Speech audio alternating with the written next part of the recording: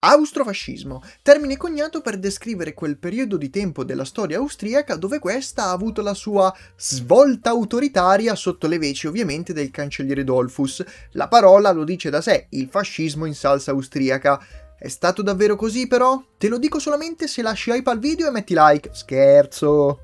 Il video di oggi, oltre a proseguire la nostra serie sui fascismi europei, ha anche lo specifico obiettivo di distruggere la parola nazifascismo. Tanto è tutto uguale, no? Buttaci tutto dentro! La nostra storiografia infatti racconta la seconda guerra mondiale come chi si somiglia si piglia, la lotta delle democrazie contro le dittature. Anche qui, è stato davvero così? Come vedremo, l'Austria infatti è stata un vero e proprio terreno di guerra tra Italia e Germania. Scoperchiamo quindi la sovrastruttura oggi e gettiamoci dentro in quello che viene raccontato come il fascismo austriaco.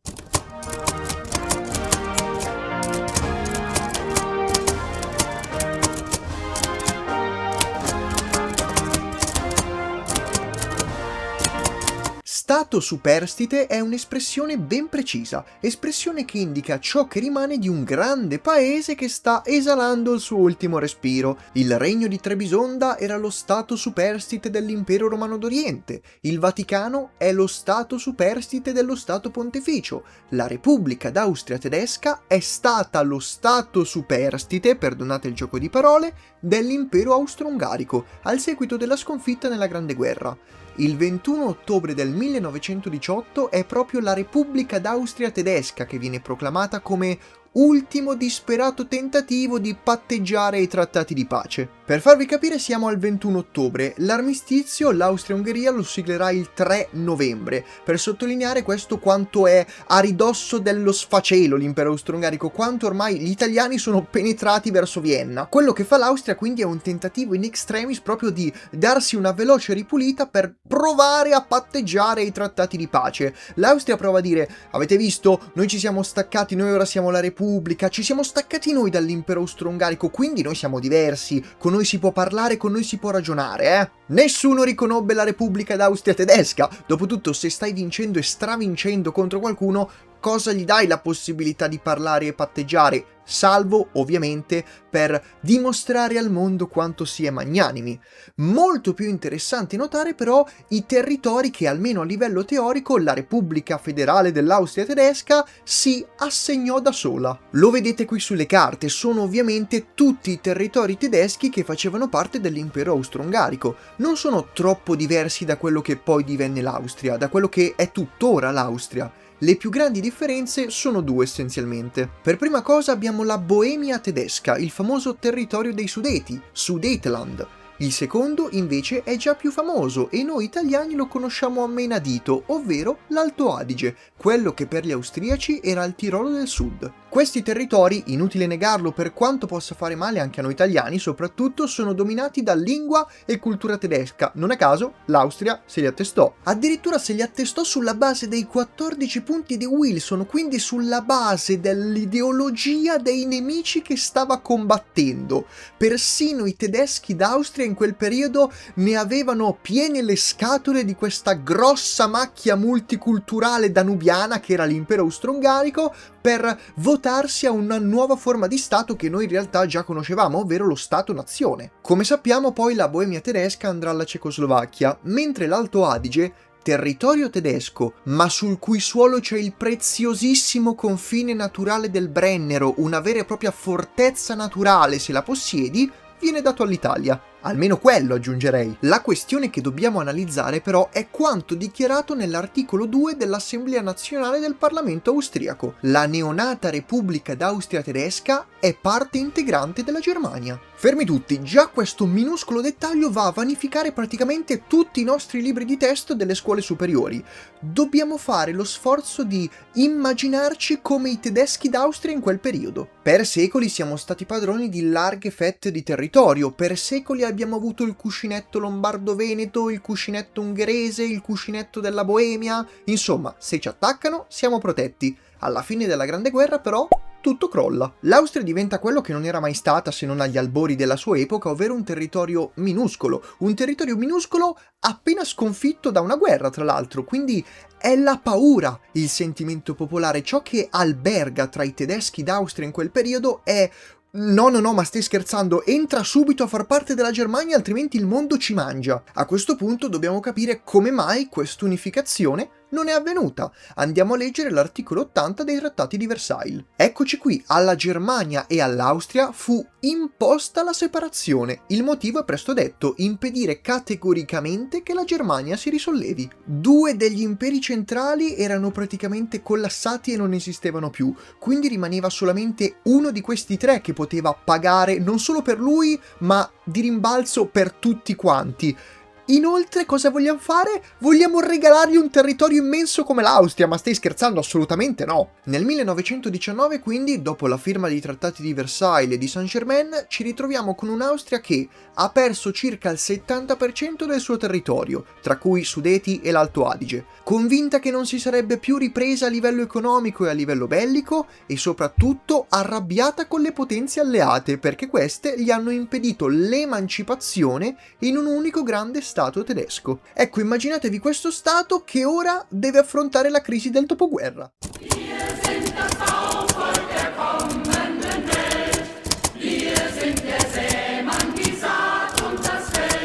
La profonda lotta interna dell'Austria degli anni '20 viene raccontata un po' come il secondo dopoguerra italiano, quindi una lotta politologica tra due blocchi precisi e contrapposti. Da una parte il partito reazionario e conservatore, il partito cristiano sociale, e dall'altra parte i rossi, in questo caso nemmeno rivoluzionari ma riformisti, ovvero lo SDAPO, i socialdemocratici. Sarebbe molto bello se fosse così, ma purtroppo dobbiamo complicarci la vita e aggiungere dei dati.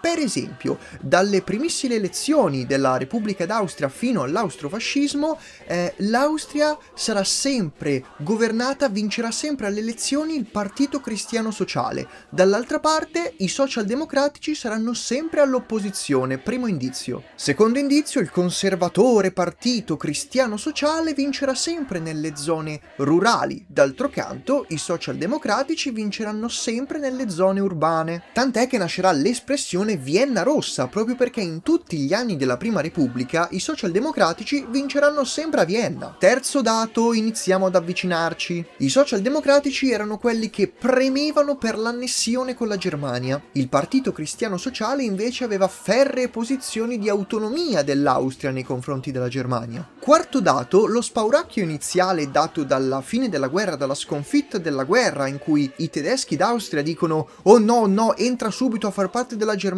altrimenti questi ci mangiano", ecco, questo sentimento sta un po' passando. Mettiamo tutto insieme e scopriamo che, per quanto le rosse borghesi ed elitarie menti di Vienna erano innamorate del sogno pangermanico, di fatto annullando l'identità austriaca per assoggettarla a quella prussiana, ricordiamo che il bavarese nazionalsocialismo ancora non è al potere in quel periodo, ecco, queste rosse ed intellettuali menti viennesi non rispecchiavano il canone del paese incarnato da tedeschi delle Alpi, un po' come il nonno di Heidi, per farvi capire, che si erano appena rimboccati le maniche, erano pronti a guarire dal trauma della guerra e si ricordavano che l'Austria non si tocca, noi non siamo gli elmi a chiodo. In estrema sintesi, quindi, i tumultuosi anni '20 dell'Austria non sono la destra contro la sinistra, ma sono l'anima del paese massimalista e rurale, che vuole l'Austria cattolica e padrona del mondo,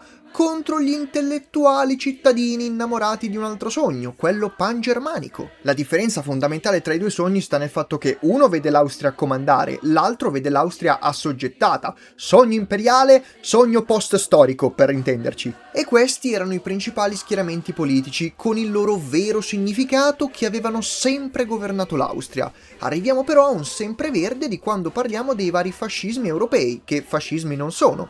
Gli ex combattenti portano la trincea in politica, gli ex combattenti si radunano, si portano a casa i fucili e le pistole dal fronte, reclamano quello che hanno fatto opponendosi a chi vuole vanificare le loro gesta, percependosi proprio come diversi da chi il trauma della guerra non l'ha affrontato. Nasce l'Einwir. Tra il 1919 e il 1920 in tutta l'Austria nascono spontaneamente i primi gruppi armati. che in realtà non è che nascono spontaneamente, semplicemente prima stavano al fronte, sono semplicemente tornati a casa con l'equipaggiamento, però facciamo finta, tra il 1919 e il 1920 nascono i gruppi armati, nasce l'Einwir. Chi sono i membri dell'Einwir? Reduci di guerra che non riescono e non vogliono depositare le armi, che ora hanno cambiato nemico, si è passati dagli italiani ai socialisti che in realtà sono semplicemente altri tedeschi d'Austria dalle idee pangermaniche, oltre che rivoluzionarie. Vedete come tracciamo continuità con quanto abbiamo detto prima? Queste persone non è che ce l'hanno coi rossi e col rosso perché sì, ce l'hanno col rosso per cosa rappresenta quel rosso in quello specifico contesto. Esattamente come in Italia, tra l'altro, i gruppi armati non nasceranno secondo una gerarchia ben precisa, ma saranno spesso in contrasto gli uni con gli altri. Nei primi anni degli anni 20 saranno in conflitto, oltre che coi tedeschi rossi, anche sul confine slavo e ungherese per le dispute territoriali. Non tardò ad arrivare la risposta degli altri tedeschi. Nel 1923 nasce la Lega per la Protezione della Repubblica, gruppo paramilitare di stampo marxista pronto a combattere l'Einwir. Ecco quindi che negli anni 20 l'Austria è terreno di scontro tra le due anime del paese, incarnate nei partiti politici cristiano-sociale e social-democratico, attuate praticamente dai gruppi armati, dall'Einwir e dalla Lega.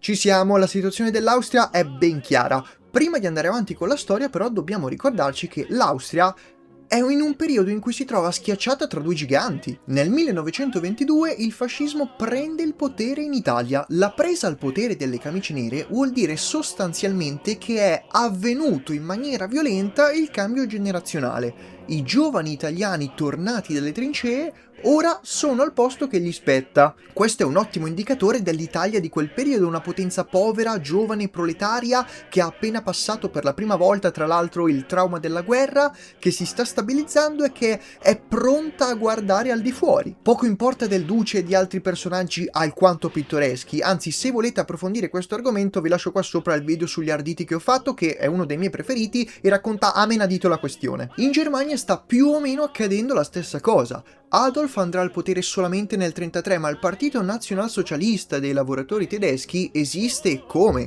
Tradotto vuol dire anche in Germania ci sono milioni di reduci incazzati col mondo intero, forse un po' più degli italiani anche. Non a caso, se in Italia il cambio generazionale avviene in maniera violenta nel 1922, in Germania la stessa generazione di ragazzi ci provò nel 1923 con il putsch delle birrerie di Monaco, semplicemente non è andato a buon fine. Anche se non sono andati al governo però, non è che sono spariti, cioè queste persone esistevano comunque, erano vive e vegete all'interno della Repubblica di Weimar, erano incazzate esattamente come in Italia, se non un pochettino di più, e oltre a questo si aggiunge anche il carico da 90, cioè della questione tedesca, della ancora mancata unificazione tedesca. Da una parte quindi l'Italia, potenza sempre un passo indietro rispetto agli altri, ma che già si è stabilizzata internamente ed è pronta a guardare al di fuori.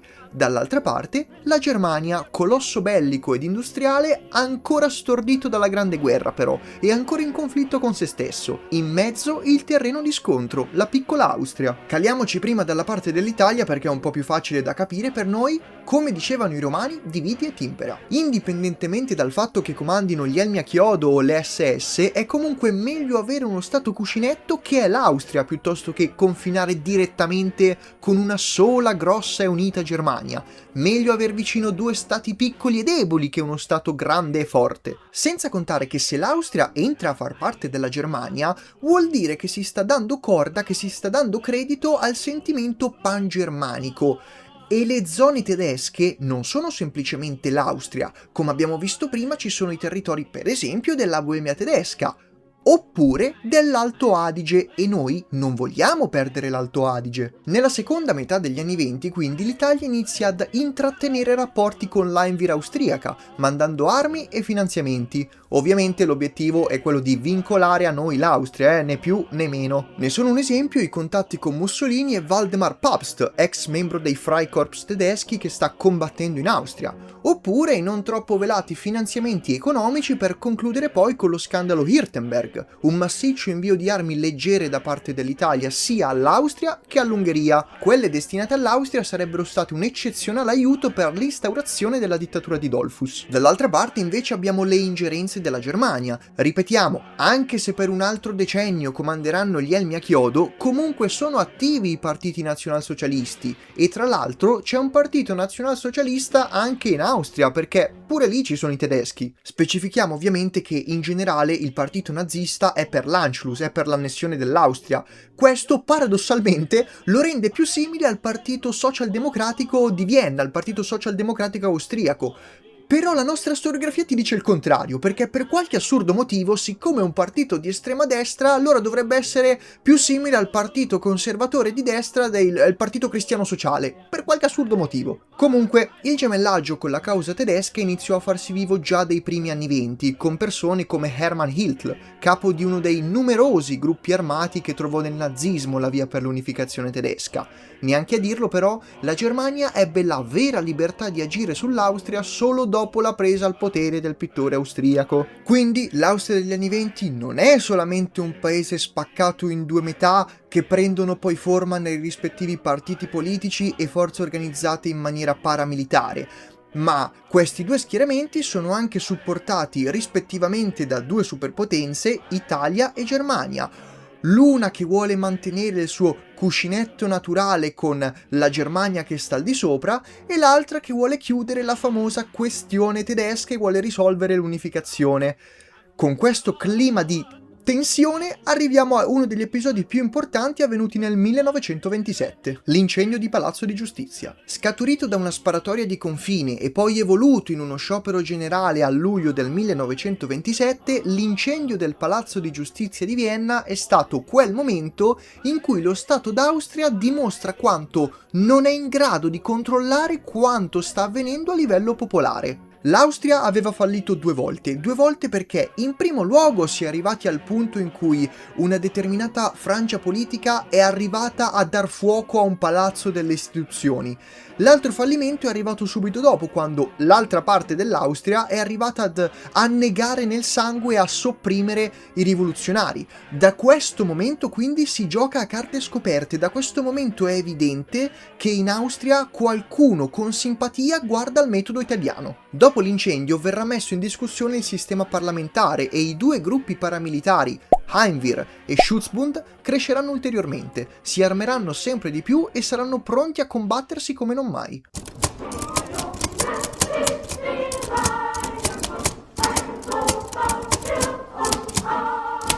Gli anni 30 si aprono con una bellissima crisi che spalancherà le porte ai consensi degli estremismi europei. Così fu anche per l'Austria. In un contesto in cui la disoccupazione dilagava, il valore della moneta toccava livelli bassissimi e le ingerenze naziste si facevano sempre più crescenti, nel 1932 si fa strada con l'ennesima vittoria del Partito Cristiano Sociale il cancelliere Engelbert Dollfuss. Qui voglio specificare un dato anagrafico. Dollfuss è stato il più giovane cancelliere che l'Austria ebbe mai visto. Analogamente, Francisco Franco è stato il più giovane generale che la Spagna ebbe mai visto. L'Italia, Mussolini è stato il presidente del Consiglio più giovane che l'Italia ebbe mai visto, ovviamente stiamo parlando di quel periodo. Tre indizi fanno una prova, ognuno nel suo contesto, contesti totalmente diversi, ma guardate quanto nella prima metà del Novecento è vivo il conflitto generazionale. Addirittura queste nuove generazioni che vanno al governo compiono un passaggio logico, cioè dicono un'ovvietà, trasformano l'ovvietà in chiave politica, in dottrina politica. Mettono semplicemente su carta quello che è la natura umana, dicendo quanto i giovani sono tendenzialmente più violenti ed estremisti, e lo vediamo dai paesi, dalle ideologie, dalle dittature che ne sono scaturite. Volevo solo farvelo notare, proseguiamo. Dollfuss è un politico con una buona carriera alle spalle, ha un'ottima formazione, non è il suo primo incarico in politica, ha combattuto poi sul fronte italiano nella prima guerra mondiale e si è pure fatto la prigionia, ed è continuamente deriso da chi gli sta intorno perché è alto solamente 1,50 m. Forse anche proprio per questo il duce lo prenderà in simpatia. Il primo periodo del governo di Dollfuss non sarà nulla di troppo diverso di quanto l'Austria non ebbe già visto in realtà. Il partito cristiano sociale va al potere, c'è una forte instabilità politica, ci sono le tensioni crescenti tra i rivoluzionari e anche dei nazisti, insomma nulla di nuovo. Tuttavia, durante il cancellierato di Dollfuss succede qualcosa. Il 30 gennaio 1933 la Germania elegge Adolf Hitler quale nuovo cancelliere. In Germania stanno governando quei tedeschi che vogliono l'Anschluss, quei tedeschi che vogliono una sola grande Germania. Da questo momento in avanti non si hanno troppe fonti certe, però vorrei farvi notare questa cosa. Guardate voi il caso. Nel gennaio del 33 i nazisti vincono in Germania. Qualche mese dopo, nel marzo del 33, gli oppositori politici in Austria si dimettono e, come per magia, viene sciolto il Parlamento, inizia la svolta autoritaria austriaca. Nel corso del 1933, in Austria, verranno vietati il Partito Comunista, il partito nazista e piano piano anche i socialdemocratici. Inizia poi il modello precompilato del fascismo, quindi arriva per esempio il partito unico, il Vaterlandische Front, il fronte della patria. Il nuovo partito unico è di ispirazione autoritaria, antimarxista e antinazista, promuove l'economia corporativa ed è estremamente cattolico. È bene ricordare che parallelamente Dollfuss si recherà a Roma una manciata di volte tra il 33 e il 34. Il 1934 è anche l'anno in cui per esempio Hitler per la prima volta si reca in visita in Italia, nel suo caso però a Venezia. E qui io devo consigliarvi un libro a cui sono tanto affezionato che è stata una delle mie prime letture, ovvero Hitler e Mussolini, tutti i segreti di una tragica amicizia. Questo libro è organizzato bene a parer mio perché sono 17 capitoli per tutti e 17 incontri a tu per tu che ci sono stati tra Mussolini e Hitler dal 1934 al 1944. È stata una delle mie prime letture, lo consiglio, e nei primi capitoli, nei primi 2 o 3 capitoli, è narrata anche la questione dell'Anschluss, quindi è in tema col video ed è molto importante. Torniamo a Dollfuss però. Quale poteva mai essere l'argomento di discussione nei suoi incontri in Italia? Ovviamente resistere all'espansionismo tedesco. L'Austria cercava nell'Italia protezione e garanzie, ricordando anche che Mussolini era ammirato in tutta Europa in quel periodo. Dall'altra parte, l'Italia voleva mantenere il suo stato cuscinetto con la Germania. Il culmine della dittatura austriaca fu la guerra civile combattuta per soli 3 giorni nel febbraio del 34. Qui viene sciolto il Partito Socialdemocratico, l'ultimo partito ancora in vigore all'opposizione. Poco dopo, il 1 maggio del 34, nasce ufficialmente il nuovo Stato, lo Stato federale d'Austria, Standesstaat. È l'austrofascismo. Il nuovo Stato è un ricalco dell'Italia, il partito unico, la religione di Stato, cioè il cattolicesimo, lo Stato corporativo, c'è tutta la ricetta insomma. E qui noi dobbiamo fermarci e fare i complimenti all'Italia, perché l'Italia negli anni 30 riesce a convincere, sulla base di un già presente e fortissimo sentimento popolare, questo è vero, ma riesce a convincere i tedeschi d'Austria che non hanno nulla da spartire con i loro fratelli che stanno di sopra in Germania. L'Italia riesce a convincere i tedeschi d'Austria che, per qualche assurdo motivo, la religione cattolica in qualche modo li rende più simili a noi. Questo è quello che fa una potenza imperiale, questa è una delle manovre più eccezionali che compie l'Italia in quel periodo. Poche sono state, per dirne un'altra, per esempio la gestione del Dodecaneso o magari l'essere stato il primo paese al mondo, se non dico una cazzata, a riconoscere lo Yemen o comunque già riconoscere lo Yemen. È questo quello che fa una potenza imperiale, sono queste le mosse intelligenti, non annunciare l'impero dal balcone. Il rapporto privilegiato e simbiontico tra l'Italia e l'Austria venne subito messo in discussione dalla Germania però. Il 25 luglio del 1934 infatti si verifica il Putsch di luglio. Il Putsch di luglio non è stato altro che il tentativo di un colpo di stato perpetrato dalle forze dei tedeschi di Germania nei confronti del governo austriaco. Fu una manovra attuata con pochi uomini e anche mali armati. Alla fine i nazisti credevano che bastava prendere presidio delle istituzioni e poi a cascata le forze armate e comunque gran parte della popolazione li avrebbero supportati.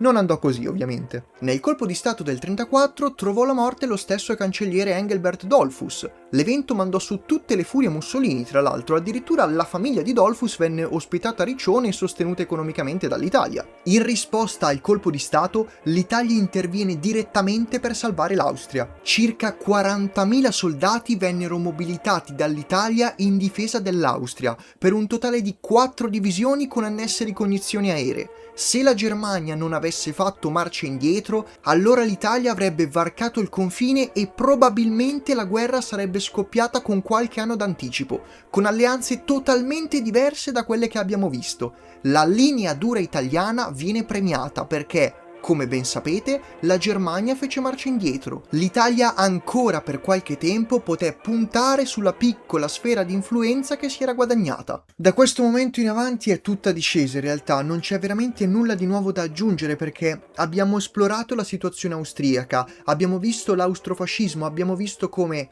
ahimè, purtroppo, per l'Austria questa non era una delle potenze protagoniste di quel periodo e quindi è stata soggetta non di una, ma di due potenze straniere che se la contendevano. Quindi da questo momento in avanti è solamente una questione di carte sul tavolo che cambiano. Sotto la guida del nuovo cancelliere Kurt von Schuschnigg, l'Austria passerà gli anni più bui e il susseguirsi degli eventi lo sappiamo a memoria. La guerra d'Etiopia, l'isolazione italiana e il timore riverenziale di Inghilterra e Francia nei confronti dello status quo europeo, il fronte di Stresa che salta, la Germania che è l'unica disposta ad ascoltare l'Italia e l'Italia che deve necessariamente concedere qualcosa alla Germania. Da qui le porte spalancate per l'annessione del 38. Il resto è storia. E anche per oggi è fatta, ennesimo video complicato ma molto importante per la nostra serie sui fascismi. Io vi ricordo il mio link Amazon in descrizione per Mussolini e Hitler, i segreti di una tragica amicizia, mi raccomando consigliato. Vi ricordo come sempre di lasciare like, di lasciare hype al video, di commentare che, fidatevi, ma aiuta veramente tanto l'algoritmo di YouTube e noi ci rivediamo in un prossimo video. Ciao ciao!